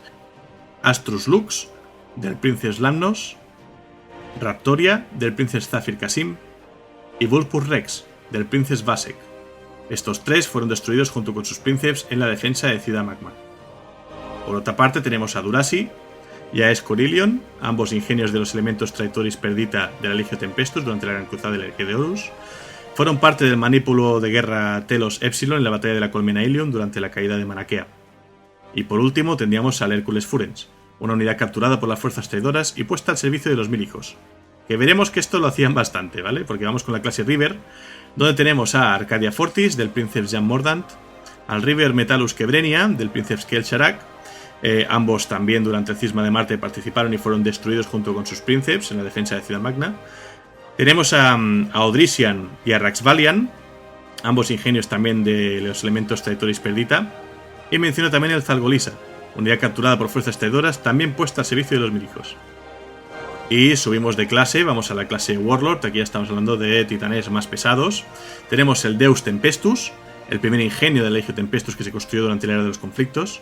En el Cisma de Marte, el Deus Tempestus llevaba en las profundidades de las Creus Chasmata desde hacía medio milenio, y no había movido una sola articulación en 2 siglos. Después del internamiento del Princeps Senioris Cavalerio en un tanque amniótico tras la destrucción de su titán, el Victoris Magna, este asumió el mando del mismísimo Deus Tempestus y se preparó para lo que sería su última batalla, la defensa de la Ciudad Magma, del Mechanicum Oscuro y de la Legio Mortis. Menciono también a el Culador Braxas, unidad del Princeps Lenix Devo durante la defensa de Orestes. De hecho, en Orestes tenemos muchos, tenemos Orestes Magnificat, de hecho, unidad del Príncipe Rufus Jocelyn durante esta defensa. Este fue destruido durante su marcha hacia la Colmena Argentum por el titán emperador traidor Aumenautus Rex. Fijaos lo que es esto, o sea, son batallas enormes de titanes grandes como edificios, y algunos de ellos con más de medio milenio de historia, destruyéndose por el Cisma de Marte, o en este caso por la defensa de Orestes. Menciono también a Agripa, elemento de la facción traidora de la Legio Tempestus, que lideró el ataque a la Colmena Ilion durante la caída de Manakea. Y luego ya, entrando en la clase Warmaster, tenemos a Querantanato, un Warmaster de clase iconoclasta. Hablando de la Legio Mortis, pues dentro de categoría Warhound tendríamos el Cicatriz de Honor, que es uno de los pocos de su clase que la Legio Mortis envió a lo que sería la batalla de Próspero, sin distinciones ni hoja de servicio, dado que el Princeps Senioris Dran envió a los suyos como fuerza de limpieza en lo más extremo de sus flancos, y fueron los últimos en toparse con la Legio Siestoviax y lo mismo en ser destruidos. Tendríamos al Cuervo Carroñero y también al Lobo Sangriento, incluso al Sotis. Estos 3 participaron en la atrocidad de Isban III, eran parte del manípulo de guerra Ferrum Mori. Tenemos al Tenebris Fidelis, que luchó en la masacre del desembarco en Isban V, y tenemos al Venator, miembro de las Calaveras, un grupo de batalla compuesto de titanes de su misma clase durante la Herejía de Horus, y que, debido a acciones cometidas por su Princeps Senior, Esau Tornet, durante la Herejía de Horus, las fuerzas imperiales dejaron de organizar a los titanes de exploración en grupos de batalla. Por orden de los altos señores de Terra, estos quedaron limitados a operar en solitario o en parejas, para así evitar que las masacres de civiles perpetradas por formaciones similares durante la batalla de Terra no se repitiesen. O sea, daos cuenta la carnicería que llega a montar este Venator, ¿no? Este clase Warhound, que realmente es el titán más básico que se lleva para avanzadilla de exploración. De tipo River, para Legio Mortis, el Barón de Hierro, el Cónsul Negro, el Ferrum Mori, que como digo participó en la atrocidad de Isban III, de hecho era el líder del manípulo de guerra Ferrum Mori, el Malum Benedictu, el Mano de Ruina, el Mormain, el Mortis Vult, el Ola de Pavor, el Varcanerix y el Vulcustor, este último destruido por los orcos en Ulanor durante la Gran Cruzada, una gran pérdida. Subimos de clase a la clase Warlord, que es cuando se empiezan a poner los nombres ya interesantes. Tenemos el Aliento de Trueno, que luchó en la masacre del desembarco en Isban V, siendo destruido por el ingenio Naga Roja de la Legio Atarus. Tenemos el Cadáveris Perdita, titán de mando del contingente de la Legio Mortis, enviado por Horus junto con la hueste censura a Próspero, comandado por el Princeps Senioris Maldis Drain. A pesar de ser una máquina veterana de la Gran Cruzada y estrechamente ligada a los hijos de Horus y a la 63ª flota expedicionaria, el ataque a la subforja Zao Arcad sería su última acción, pues fue decapitado por Guardián Insomne, un River de la Legio Siestoviax. Mas su cuerpo fue recuperado y reparado, conservado en una nueva vida de vergüenza de su derrota y considerado una especie de paria ante los cráneos de muerte, mencionado como Aeterna Virtus, en el orden de batalla de la hueste censora. Tenemos también al Ire Incarnatus, al Manus Mortis, al Molossus, al Parca Penumbral, este último participó en la batalla de Molech y en la campaña de Betagarmón, y tenemos al Señor Fantasmal, que luchó junto a los hijos de Horus durante la batalla de Molech. Y ya de clase Warmaster tenemos al Excoriator Vita, un Warmaster de clase iconoclasta. Y de este tenemos registros de dos clase Imperator, uno muy famoso que es el Dies Irae, que estuvo presente en la mayoría de saltos terrestres hasta el final de la Gran Cruzada y al comienzo de la herejía, y que finalmente fue destruido durante el segundo asedio del Hydra Cordatus. Y también tenemos un registro de otro de la misma clase, otro Imperator, otro clase Emperador, que es el Aquila Ignis, que luchó en Marte durante la creación del Mechanicum Oscuro. Y vamos con la Legio Ignatum, quizá la más intrépida, la que a mí me despierta más simpatía, ¿no? Por ser esas avispas de fuego, ¿no? Esa furia, ese celo en defender su honor, ¿no? Y su lealtad. De clase Warhound tendríamos la Advensis Primaris, teníamos también la Scraeus, que formó parte del display de la Legio Ignatum en el proyecto Telaraña Humana, y que fue destruido. Teníamos la Icarial, que formó parte también de este mismo proyecto. Y tendríamos también la Elmarius Novus. De clase River, el más famoso sería el Cielo Negro, comandado por Enkir Morova, es seleccionado como parte del despliegue de la Legio para defender la gran obra del Emperador en el proyecto Telaraña Imperial. Durante 5 años, el Cielo Negro y sus compañeros lucharon contra los Aeldari y otros habitantes de la disformidad, antes de que la maltrecha telaraña fuese infestada de demonios. Fue una de estas entidades, el eco del primer asesinato, quien poseería a Morova y lo conduciría a matar su propia tripulación. O sea, el Princes fue, digamos, poseído y mató a sus Moderati, y después de tomar el control del Cielo Negro a través de Morova, el demonio realizó un último acto de ignominia, ejecutando al malherido pero victorioso vástago de la luz guardiana antes de abandonar el River. Subiendo de clase, vamos a la clase Warlord. Tenemos al Clavis Regni, que para mí es el más legendario, porque fue el que tuvo éxito destruyendo al infame titán emperador Dies Irae de la Legio Mortis en la batalla de Hydra Cordatus, cuando aplastó el antiguo reactor principal de plasma del titán traidor con su garra de batalla, aprovechando el agujero abierto en el gigantesco torso de la armadura del ingenio de guerra. Este agujero, de hecho, lo había creado su compañero, el Imperator Velum, a costa de su propia vida. Tenemos el Honoris Causa, el Ignis Indignatio, el Imperator Velum, que como digo es el que luchó al lado de este titán de Clavis Regni, ¿no? Y el que hizo este agujero que luego pues el Clavis Regni aprovechó para dar muerte finalmente al Dies Irae. Tenemos al Perditus Existimamur, el último titán de la Legio en caer durante la defensa de Ultra Magni. Y por último, que lo he mencionado antes, al Vástago de la Luz Guardiana. Este es el titán principal desplegado por la Legio Ignatum para proteger el proyecto Telaraña, pero como digo, pues fue destruido por el Cielo Negro, que fue poseído por una entidad, y esta entidad, antes de abandonar el River, pues atacó a este titán clase Warlord, que no esperaba un ataque, ¿no?, viniendo de su mismo bando. De clase Warmaster tenemos el Vindicta Manibus, en registros ocultos durante mucho tiempo a todos, salvo los sirvientes más grandes de Omnisaya, por supuesto. Se indica que aunque en Titan Warmaster fue un diseño novedoso para el Imperio, en realidad tenía un linaje tan antiguo como el Warlord, es decir, existía prácticamente desde el principio, pero se había mantenido en secreto solo para el Mechanicus. El Vindicta Manibus, en su representación tras la conquista de Urdesh, lleva marcas de honor que se remontan a las guerras del Mechanicum contra los Kai Carnívora en Marte, milenios antes de la llegada del propio emperador. Sin embargo, las marcas de muerte que lleva el estandarte de honor del Vindicta Manibus únicamente representan a los titanes en batalla asesinados por el ingenio desde su despertar, en el año 11 del milenio 31, un testimonio de poder destructivo ejercido por cada Warmaster. Y ya entrando en clase Emperador, tenemos el Imperius Prima, un titán de clase Warmonger que data de antes de la fundación del Imperio y que estuvo involucrado en la valiente defensa del Palacio Imperial durante la batalla de Terra. Fijaros que este titán es que es titán en todos los sentidos, no solo en su tamaño de armamento, sino también en su edad. Es que estaba antes y se vio involucrado incluso en la batalla final en Terra. Tenemos el Magnificum Incendius, ya veis que muchos hacen alegoría del fuego en su nomenclatura, ¿no? Y tenemos al Exemplis, que participó en la defensa de Tanacle contra las fuerzas de portadores de la palabra, siendo destruido en la misma. Y conociendo a los portadores de la palabra, pues seguramente también pues usado como sacrificio. O quizá corrompido para alguno de sus impíos rituales. El fuego de apoyo de los hermanos es siempre un consuelo, siempre que no se golpea a uno mismo. Gran Maestro Tortun Ranxi. Descargas de la muerte.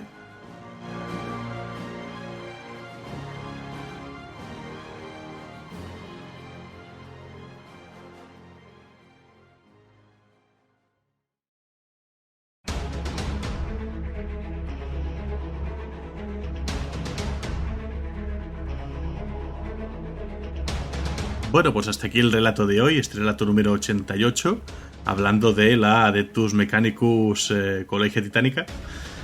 Y recordaros que esto es la Biblioteca de Tisca, vuestro podcast sobre el trasfondo de Warhammer 40.000 en castellano, que podéis escuchar en Spreaker Radio, en iTunes, en iVoox, en Spotify, en Google Podcast, en Castbox, en Deezer, en Podcast Addict, en Podchaser y en la Audioteca. Y además ya sabéis que aparte de escuchar mi programa en cualquiera de estas plataformas, para cualquier idea, crítica, corrección, sugerencia, comentario, cualquier cosa que me queráis hacer llegar, también contáis con mis múltiples redes sociales.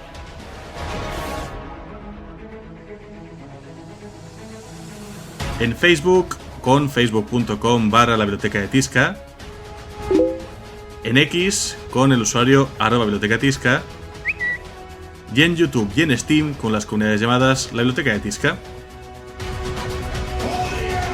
Gracias una vez más a Wikihammer por toda esta información que he podido usar para recopilar, ordenar y narrar toda esta historia. Si queréis leer más acerca del trasfondo y de primera mano, http://es.warhammer40k.wikia.com, además de que contáis también con la aplicación gratuita para móvil y tableta. Gracias también a los artistas que dan banda sonora a mis programas, todos ellos publicando su trabajo en yamendo.com de forma libre. Hoy hemos escuchado pues un festival de Greg Walurm con diversos temas de distintos álbums y también un par de temas de Carlos Estella. Por supuesto me da su intro con el Epic Cinematic Score, pero hemos recuperado también algunas piezas como Titanium Angeles, que hace tiempo que no la ponía, clásicos que están pues desde hace años, ¿no? Aquí en nuestra biblioteca.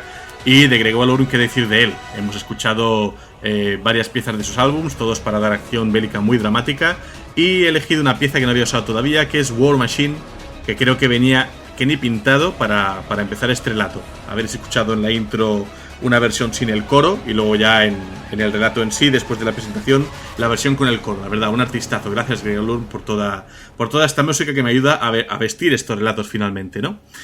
Recomendaciones de hoy, pues recomiendo obviamente Muerte Titánica de Guy Halley, novela número 53 de la Elegía de Horus, la penúltima, y que justamente se ambienta en Betagarmón, o sea, tiene lugar justo ahí. En esa novela podéis vivir cómo fueron los enfrentamientos entre titanes de distintos bandos y también podréis tiraros de los pelos al pensar cuántos y cuán valiosos recursos se perdieron inútilmente en esa batalla, porque ahí sí que se pierden un montón de titanes que pensáramos, ojalá los hubiera tenido el Imperio más tarde para lo que vendría, ¿eh? Y como curiosidad, más que recomendación, pues bueno, estoy a la espera de que Games Workshop se decida a lanzar su nuevo juego de especialista, esta reedición de lo que era el Epic 40.000, entre comillas, ¿no? Que es Legions Imperialis. Esto vendrá a ser un juego táctico ambientado en la Elegía de Horus, estamos en el Milenio 30K para entendernos. Y va a ser eso, va a ser llevar manípulos de distintas tropas. Vamos a poder llevar un montón de tanques, super pesados, titanes, incluso por lo que tengo entendido lo van a hacer compatible con la escala y las reglas de Aeronautica Imperialis, con lo cual pues va a ser un juego de especialista muy bonito para ver. Le tenía muchísimas ganas, tenía que salir este mes de agosto, pero por lo visto pues se ha retrasado.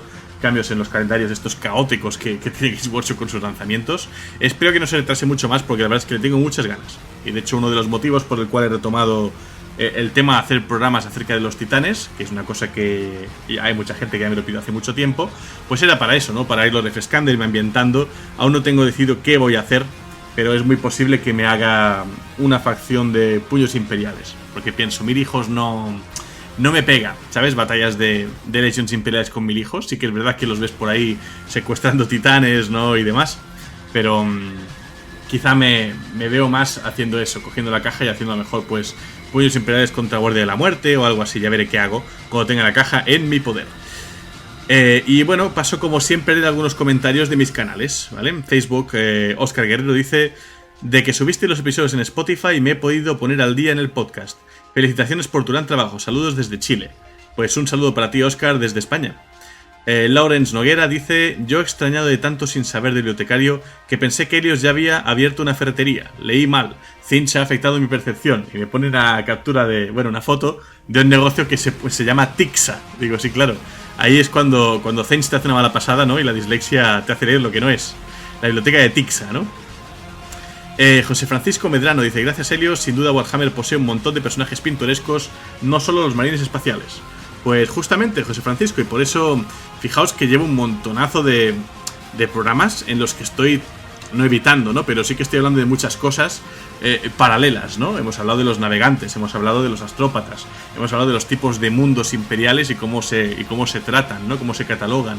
Y ahora os he hablado de los titanes. Que si os fijáis, como digo, hay cierto paralelismo con lo que serían las legiones astartes, pero, oye, pueden ser perfectamente una cosa y un juego completamente aparte. De hecho, hay un videojuego sobre Adeptus Titanicus, lo tendréis en Steam, lo que pasa es que no tiene muy buenas críticas. No sé si alguien de vosotros lo ha probado y me puede hacer una mini reseña, digamos. Yo lo tengo en mi biblioteca porque pone Warhammer en el título, pero la verdad es que no he jugado ni 2 minutos, así que no sé qué tal estará. Bueno, paso a leer comentarios en X, que diréis, ¿esto de X qué es? O X, como se tenga que llamar, ¿no? Pues Twitter, ¿no? Que ha cambiado de nombre y ahora pues se llama X. Orwell dice, saludos bibliotecario desde las colmenas de América.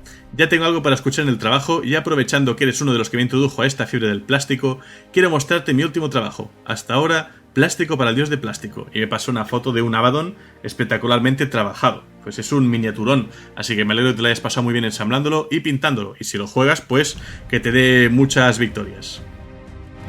Emilio dice, iba a volver a escuchar el podcast de Sanguinius en el gym, pero me lo cambio a este. Una alegría poder escucharte, como siempre, y más ahora que voy a volver al hobby con la 10ª. Me debato entre mis antiguos ángeles oscuros o mis amados 1000 hijos. ¿Algún consejo? Pues la verdad es que a mí, de hecho, son los, entre comillas, los 2 ejércitos que tengo en casa, porque yo juego con 1000 hijos ahora en 10ª, voy a empezar, estoy pintándolo, y también tengo incipiente un ejército de ángeles oscuros de mi señora, que siempre le ha ido un poco también este rollo. Creo que ambos son buenas opciones. Sí que es verdad que los ángeles oscuros quizá no están tan fuertes como estuvieron en 9ª, que hay gente pues que decía que estaban rotos y tal, ¿no? Pero yo supongo que serán opciones perfectamente válidas. No sé, mi consejo siempre ha sido que juguéis la facción que más os guste, por estética, por trasfondo, por estilo de juego. O sea, que no os baséis solo en el meta, ¿no? Y en lo que es competitivo y lo que no, sino que disfrutéis montando, pintando, coleccionando y jugando vuestras miniaturas. Así que lo que te guste más. Y a falta de decidirte, pues lanza una moneda y que Zens decida por ti. Willy Raid dice, ya llevo 3 años escuchando tu trabajo, me llenas de alegría e intriga de parte de un puño imperial. Agradezco haberte descubierto, espero que mejores, que te encuentres bien, señor bibliotecario. Pues muchas gracias, Willy, aquí estamos perfectamente al pie del cañón, ¿no? Y trayendo un trocito más a esta biblioteca que espero pueda entreteneros un poquito. Paso a YouTube. Gabriel Espada de Ras dice, bibliotecario Helios, una pregunta, ¿crees que hay un enfrentamiento más directo entre Bastor y Be'lakor? Pues podría ser, ¿por qué no? La verdad es que para mí Arcas del Augurio, por lo poco que he podido leer y tal, porque no estoy muy al día que digamos, tengo los suplementos aquí pero no me los he estudiado a fondo, a mí me ha dejado un poco la sensación de que se hizo todo un poco a marchas forzadas. Y sí que es verdad que Bastor, por ejemplo, ni jugablemente ni narrativamente parece que haya tenido el lugar que se merece. Ahora, ponerlo a la escala de Be'lakor, yo creo que Be'lakor se lo merienda. No sé los que estén más puestos en el tema del caos, si nos pueden confirmar, pero yo creo que Be'lakor está a otro nivel comparado con Bastor. Yo creo que Bastor no llega tanto.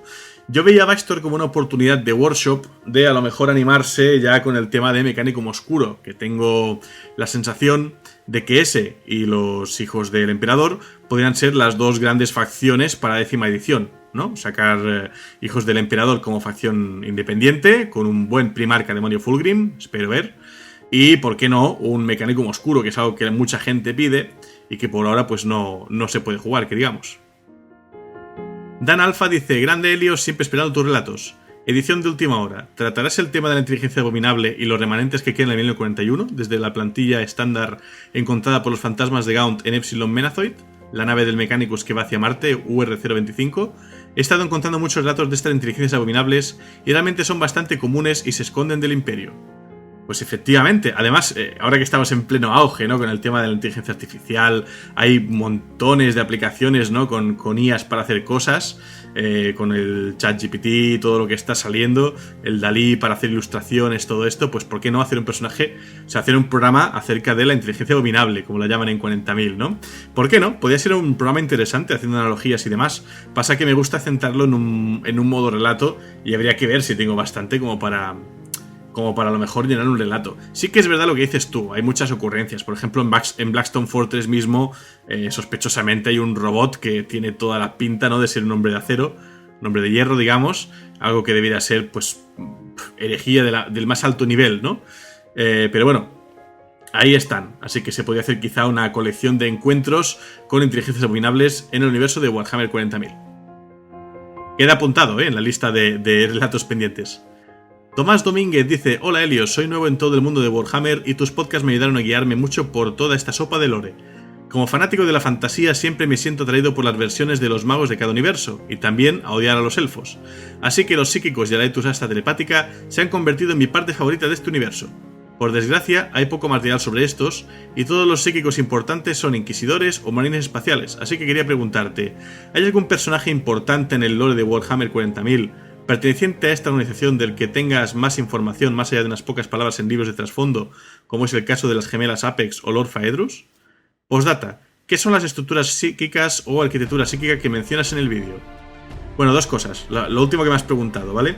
En el relato de los astrópatas mencionaba, cuando hablaba de la ciudad de la visión, que muchas de las estructuras que hay en ese sitio, digamos, en esa localización, eran más antiguas incluso que el propio Palacio Imperial.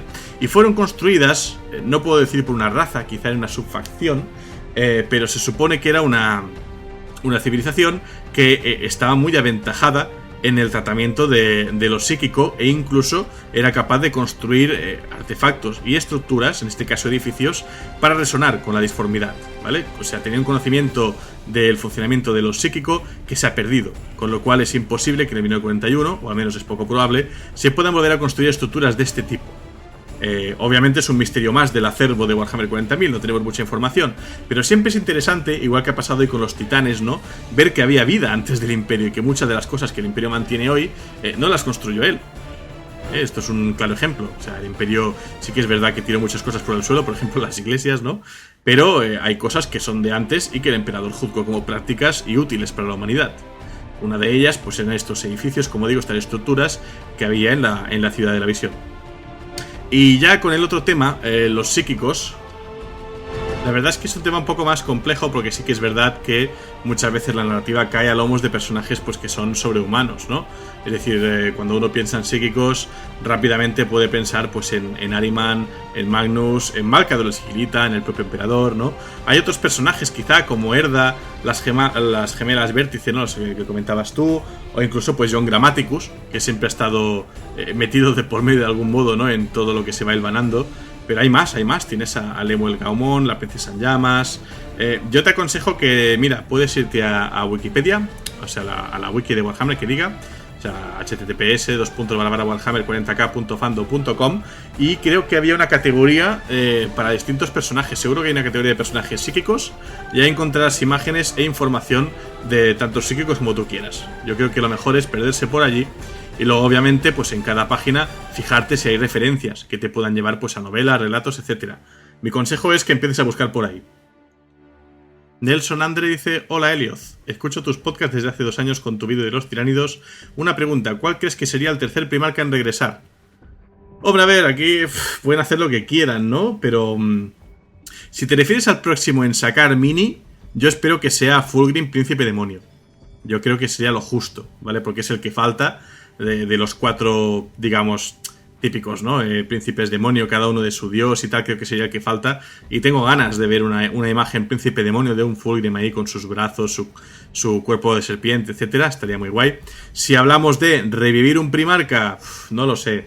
Ya sabéis que yo soy muy contrario a revivir primarcas porque creo que es malgastar leyendas. Porque al final es verdad que tienes un personaje legendario como es un primarca, luego lo sacas, tienes problemas con la escala en los enfrentamientos, de repente una leyenda se convierte en algo que no... O sea, yo creo que me gustan los primarcas como mito. Yo tengo la teoría incluso que a lo mejor no hubo 18 primarcas, a lo mejor ni siquiera existieron todos. O sea, todo eso son leyendas anteriores a la época actual, de la Lejía, etcétera, de la Gran Cruzada, y podrían no haber existido todos o haber existido de forma distinta. O sea, yo creo que un primarca tiene que ser una inspiración, ¿no? Para un marine espacial. Pero bueno, puestos a revivir uno, pues si tuviera que revivir uno del caos, me gustaría que volviese el Orgar, un poco a la acción.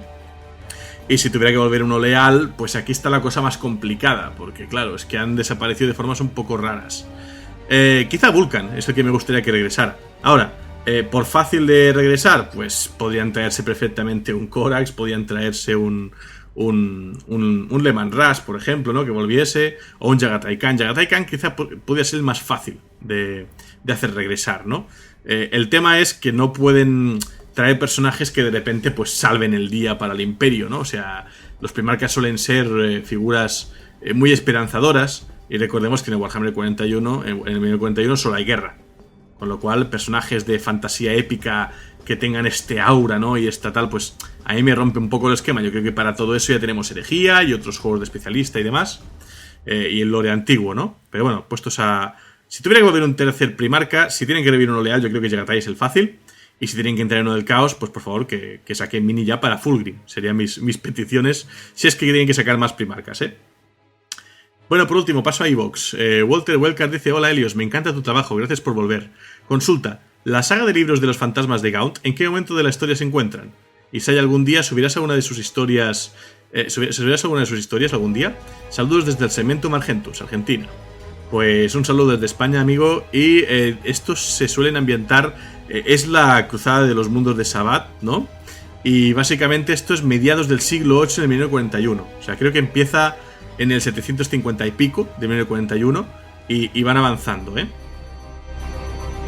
Es un periodo cómodo, o sea, pueden meter un poquitín lo que quieran, porque ya estamos acercándonos al presente, ¿no? Estamos a menos de 200 años de distancia del presente del juego, por así decirlo. Son novelas muy recomendables porque no requieren un conocimiento muy grande del universo de Warhammer 40.000. Están escritas un poco en clave de diario bélico. Y además, Dan Abnett es muy hábil y va a ir saltando de personaje en personaje, que los personajes la verdad es que todos podrían ser protagonistas de series. O sea, si tuvieran que hacer una serie larga, rollo Netflix, de animación, lo que sea, yo creo que los fantasmas de Tanith es lo fácil, ¿no? Es personajes espectaculares y que va a ser viendo los conflictos desde el punto de vista de cada uno, ¿vale? Desde sus perspectivas. Y sí, algún día tendría que hacer pues un programa sobre ellos. La verdad, lo tengo muy pendiente. Además, tampoco estoy al día de los libros. Tengo los dos primeros ómnibus que editó Ediciones Minotauro aquí, ¿no? Timun Más. Pero no me he comprado los dos siguientes porque es que la verdad no sé si van a continuación o no, o es otra compilación. O sea, tendría que mirar la lista de libros, ver cuáles tengo y cuáles no, cuáles he leído y cuáles no, y cuáles me faltan, ¿no? Porque hay un montón. Una saga muy antigua, pero que sigue en marcha, ¿eh? Y también tengo las miniaturas suyas de Hace la Tira que están tal cual en la caja. O sea, las compré y aquí las tengo, no las he ni montado. Tengo muchos deberes también de hobby. Bueno, me he sostenido, dice: de vivir en el Imperio muchos quisieran ser adeptos astartes, inquisidores o comisarios del Asta Militarum. Yo en cambio sería un astrópata. No sé por qué me parecen muy interesantes, aunque seguramente moriría enviando un mensaje muy lejos. Sea como sea, si es para enviar un mensaje urgente a la otra punta de la galaxia. Un saludo, sigue así. Pues sí, la verdad es que por eso, como digo, también os traigo estos programas, ¿no? ¿Por qué no ser un pirata, ser un rock trader, ¿no? O ser un astrópata, o ser, pues lo que decíamos, incluso un miembro del Asta Militarum, ¿no? De la Guardia Imperial. O sea, sí que es verdad que tu probabilidad de morir es muy alta en el universo de Warhammer 40.000, pero si al final se trata de encarnar una aventura, ¿no? Pues ahí la tienes. Jarry de Armagedón dice: escuchando el podcast mientras pinto minis de las tropas de choque de Armagedón. Pues fantástico, Jarry, ver reuniendo tropas, que esto no se acaba. Alex GP dice: Helios, qué placer escucharte. Pregunta: ¿tienes un canal de YouTube de hormigas? Si no eres tú, es tu clon. La voz, la forma de expresarse, igualito. Pues no, amigo, pero tengo mucha curiosidad. Si me puedes dejar el nombre del canal, que no tenga yo un hermano gemelo rollo Omegon por ahí perdido.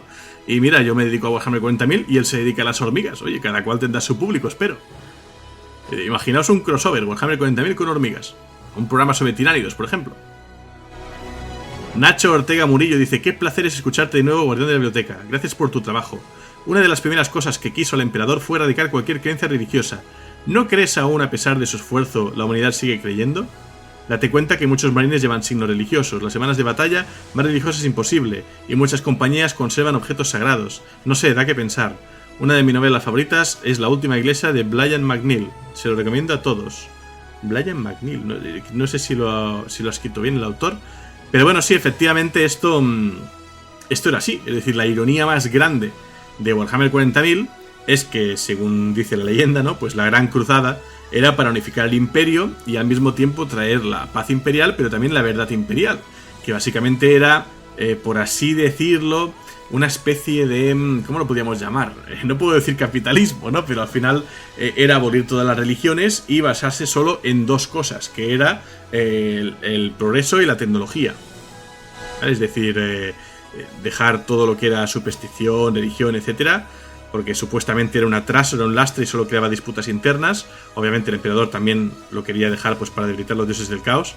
Y luego pues eso, ¿no? A través del progreso y de la tecnología, unificar y mejorar el futuro de la galaxia. Irónicamente, esto se tuerce, empezando con las logias, ¿no? En las legiones de los marines, y viendo cómo hoy efectivamente pues el emperador es un signo religioso, justamente lo contrario que él quería, y toda la gente está rezándole cada día, y lo que es peor, tiene que manifestar milagros para protegerlos, ¿no? Como dicen siempre, Lorgar estará riéndose allá donde esté, porque al final era eso, ¿no? El emperador acabado, en contra de su voluntad, convertido en un dios, ¿no? Y no solo no consiguió abolir todas las religiones, sino que se ha convertido en el mártir de la religión más grande que hay hoy en día en el imperio, que es el culto al dios emperador. Lorgar tiene que estar partiéndose la caja, efectivamente. De hecho, el Lectitio Divinitatus pues lo escribió él. De Datos Salvajes dice: por aquí ando, camarada, muchos ánimos. Yo últimamente estoy en dique seco. Necesito un tiempo para despejarme y aclarar ideas. Un abrazo, tronco. Pues un abrazo también para ti, Doc. Espero que te recuperes, que te venga la inspiración, ¿no? Que las musas te pillen trabajando y que nos puedas traer más relatos, amigo. Y por último, Charlie Campana dice: después de más de 2 años de escucha, te escribo para saludarte y darte las gracias por hacerme la introducción a este maravilloso universo. Me acompañaste en mis noches de insomnio, pintando y haciendo diversas cosas en mi casa en construcción. Saludos desde Argentina. Pues de nuevo un saludo a toda la gente que me escuchéis desde Argentina, Charlie. Muchas gracias. Y hasta aquí los comentarios de hoy. Os recuerdo que tenemos un grupo de Steam con un canal de chat de voz en Discord, donde de vez en cuando pues se habla para diversos temas de Warhammer 40.000, off topic, más de lore, más de lo que está ahora, digamos, en la escena, ¿no? Anuncio que también tenemos el canal de Discord Bibliotecarios de Terra, que tenéis el enlace también en mis últimos vídeos de YouTube, donde os podéis unir y pues básicamente el objetivo es juntar comunidades. Ahí hay gente pues de Macrash Project, estaba Ricón de Marco, estaba también Crazy Jul, les mando un abrazo a todos ellos. Y por último, gracias a la asociación GT de Alicante por haber tenido el detallazo de invitarme al torneo Beer Hammer, que celebrará su 3ª edición el próximo mes. Y gracias particularmente a Casual, especialmente por invitarme al evento. Un abrazo desde mi enclave vacacional en el espacio material. Espero veros muy pronto y poder estrenarme en 10ª con mi ejército, que pobrecito está todavía en proceso de pintarse. Mis 1000 hijos ahí esparcidos por la mesa esperando que los pinte, ¿vale? Acabando ahí con la marea gris. En mi caso, la marea dorada, ¿eh? Y nada, con esto ya sí voy a ir cerrando las puertas de la biblioteca por hoy, anunciando que ya tengo un guión listo para el próximo programa, que espero sacar pues dentro de un poco de tiempo, no mucho, y es sobre un capitán de una de las legiones. Ahí lo dejo, un programa que tengo muchas ganas de hacer. Con este cerraremos década, porque luego vienen 2 programones enormes que van a ser de los Guerreros de Hierro y finalmente de los Salamandras, programas que lleváis años pidiéndome y que espero poderos traer este mismo año. Así que hasta pronto, seguid disfrutando del verano y que el emperador os proteja.